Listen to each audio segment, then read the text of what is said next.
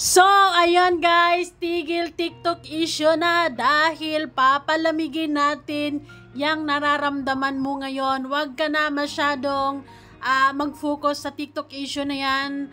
Bahaw na yan. Panis na yan. Tapos na yan. Move on na sa TikTok issue na yan.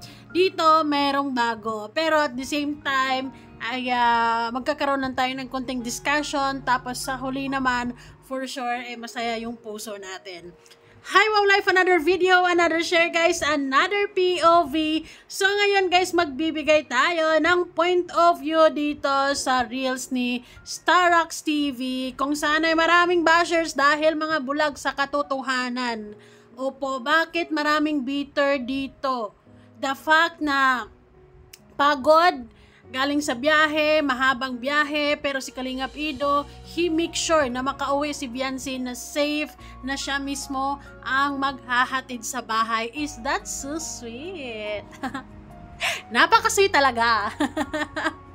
Pero, meron pa rin mga nagbubulag-bulagan sa katotohanan. Pero sige lang, ay nararamdaman nyo yan sige lang, 'di ba?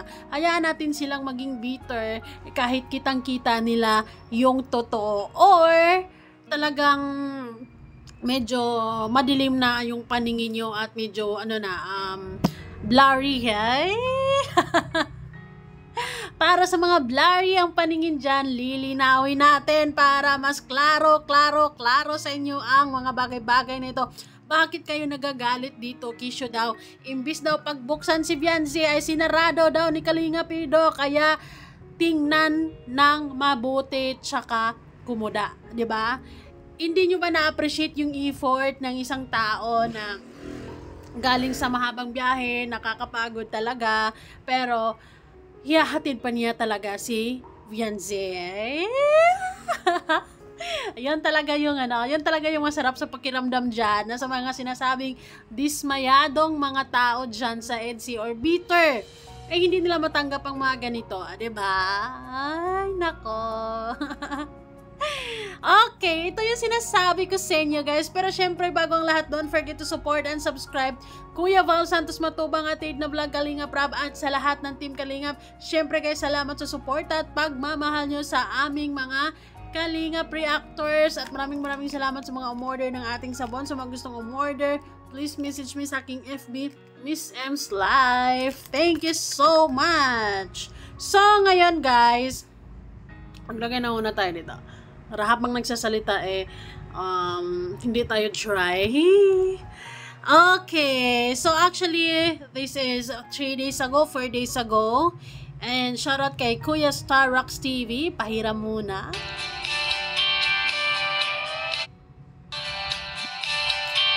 Tingnan mabuti sa may bandang passenger seat yang binuksan ni Kalingap Ido guys.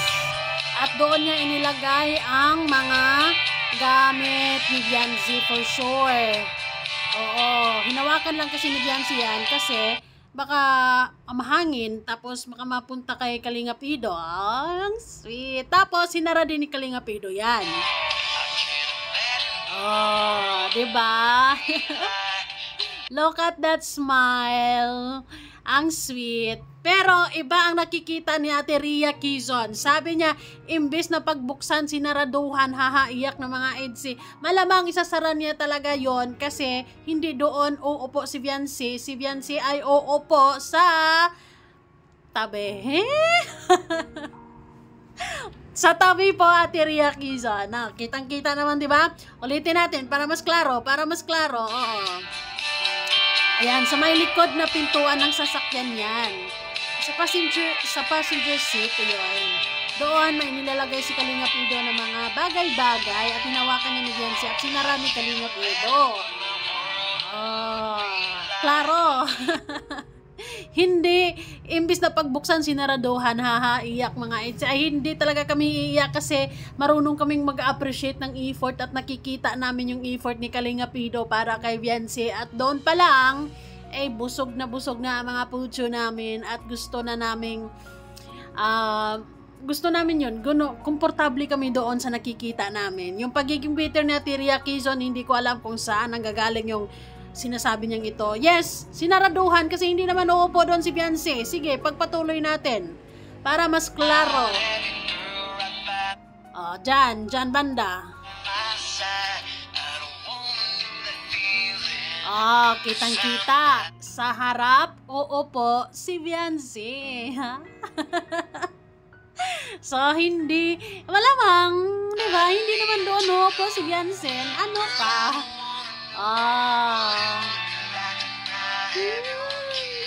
Wala na talaga. May nanalo na. Ayun. That's why, mas nakakakilig kasi ang EDSA gawa ng mga ganitong hatid sundo serye. On or off cam, sinisigurado talaga ni Kalinga Pido na maihatid niya ng maayos si Beyonce. Ay. Sa mga baiter dyan, hinga. hinga, please. Ayun, dahil mainit ang panahon, medyo blurry ang paningin, kaya naiintindihan naman namin yan, di ba? Sinarado ni Beyonce, at syempre, the one and only, the driver. Sino ka dyan? Napaka-Disney princess, no? Iyahatid, susunduin. Ay.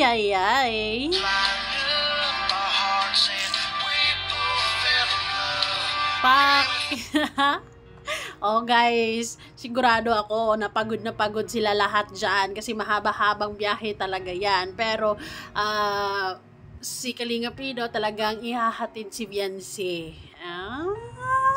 What is the meaning of this? Diba? Ano ibig sabihin nito, guys? Oh my God, nakakaloka. Diba? Sweet. Ang sweet. Ay! Ang sweet sa part na, na yung lalaki ay kahit pagod siya, pero minimake sure talaga niya yung safety mo, yung makauwi ka ng maayos, siya mismo nakita niya sa dalawang mata niya na, ayun, maayos na maayos. Diba? Hindi siya nagtitiwala. Sige, mag-commute ka dyan kasi nakakapagod na diba? Pagod din ako ganon. Pero grabe yung ginagawa ni Kalinga Pido. Pagod talaga. Boyfriend goals! Hobby goals na lang. Ay, nakakaloka. Sinasabi ko naman sa inyo na gawin nating matamis sa huli. This is it. Ito, today, si Beyonce, ay kayo na mag-isip kung magkasama ba sila ngayon or hindi. Basta may pamayde si Beyonce na ganyan. Si Kalinga Pido naman for sure yung nakatalikod, di ba? At syempre yung naghawak ng ice cream, malamang sino? Of course, si Beyonce. Kakulay pa naman ni Kalinga Pido yung ice cream mo, Beyonce. Parang yan, vanilla and mango yung binili mo or cheese. Ang sarap. Ang sarap-sarap, ang tamis-tamis ng pagmamahalan nyo talaga, ganon. Ganito. Hindi ako masyado nag-aalala sa nangyayaring issue ngayon. Of course, nasasaktan din si Beyonce, pero si Kalinga Pido is, dito ko mas lalong kinilig Dito ako mas lalong humanga sa relationship na meron sila ngayon. Kasi si Kalinga Pido ay sinasama niya si Beyonce. And yes, of course, why not? Kasi wala naman ang pasok. And ito yung pagkakataon nila na magkaroon ng bonding, di ba? Diba? Hitting two birds with one stone. Ayun, alam mo yung nag-i-scout ka para sa mga sa mga tinutulungan mo, and then kasama mo pa yung tao mahal mo, ganon. Diba? So, talagang minimake sure ni Kalinga Pido na hindi magmukmuk si Beyonce mag-isa sa bahay nila para maging emotional na lang sa mga makikita ni Beyonce na mga negatibong mga sinasabi nilang dismayado kuno ang mga tao na ito kay Beyonce dahil sa mga TikTok. Bahala kayo madismaya. Pero kami tuloy ang kilig dahil paano ba naman sa lahat-lahat ng mga nakarang issues, 'di ba? Pansin nyo, 'di ba? Lagi-lagi ring sinasama ni Kalinga Pido si Beyonce. Nag-swimming, parang walang nangyari, ganon. Kasama talaga si Beyonce. Nakakaloka. I love it. ang sarap sa feeling na hindi ka hinahayaan na ito yung tipong tao na meron silang tinatawag nating emotional intelligence. Emotional intelligence, 'di ba?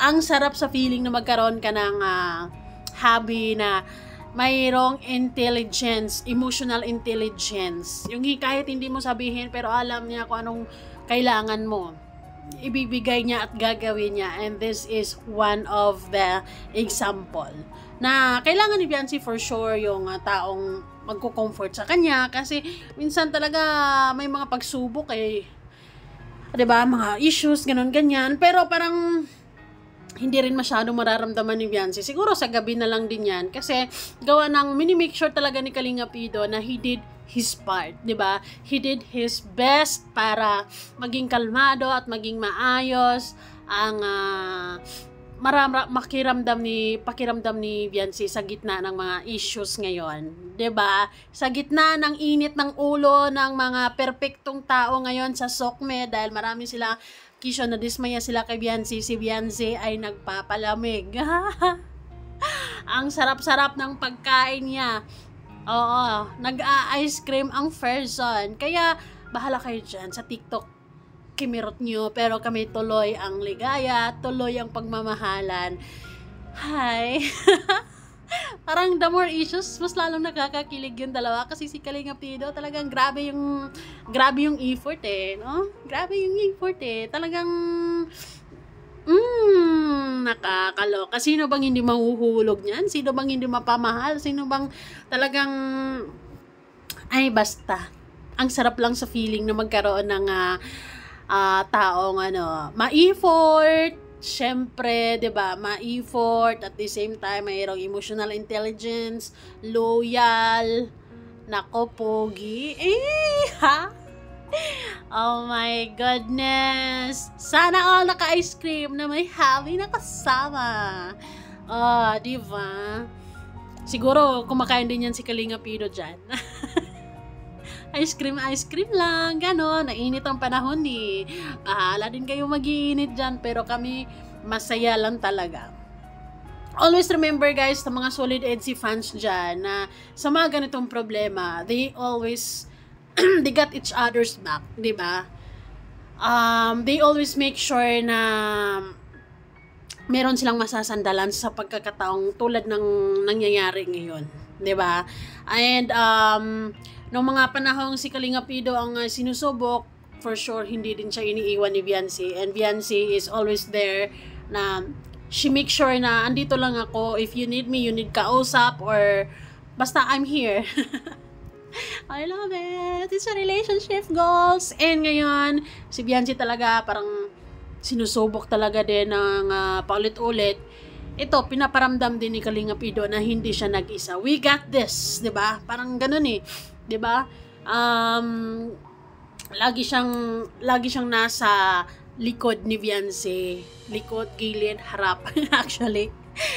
And I think for me as a fan, isa na 'yon sa pinaka-sweet na kaganapan sa kanilang dalawa na they got each other's back, they support each other through thick and thin, and hindi nila hinayaang mararamdaman nilang mag-isa sila na hinaharap ang mga issues, mga pangbabason and so forth. Basta kayang-kaya, di ba? Issue lang yan. It's ito. Ano kayo? Di ba? So, ayan lamang guys. Salamat sa inyong suporta at panonood kayo. Anong masasabi nyo? Ano masasabi nyo sa pa-ice cream? At syempre, kayo na bahala. Alam nyo na yan. Comment down below!